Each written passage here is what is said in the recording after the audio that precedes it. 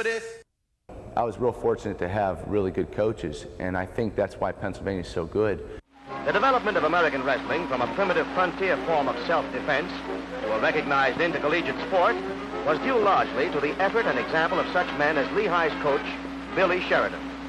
Called the Canute Rockne of wrestling, he has devoted 30 of his more than 50 years to teaching Lehigh undergraduates the gentle art of the half Nelson and the hammerlock.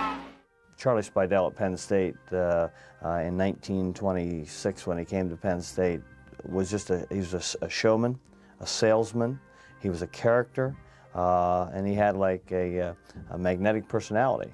Austin and I began corresponding shortly after I became the head coach at the University of Pennsylvania. Austin had coached at Pennsylvania in the 30s and 40s up until World War II.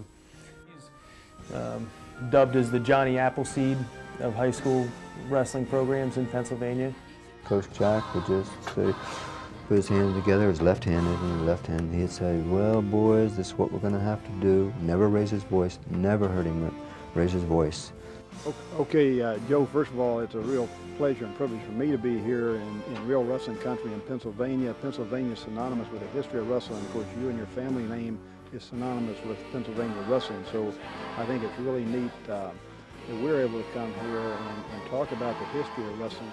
Tell you what, you've both been accused of being awfully tough and brutal wrestlers, too. You like to hurt people. Well, I was never that way. Sweet, lovable, gentle. That's why it was called Sweet Old Bill. But I think that wrestling, of course, is not as brutal today as it was, years ago. The mats are softer. The rules are enforced. I mean, you don't dare pick a person up and throw him down hard anymore.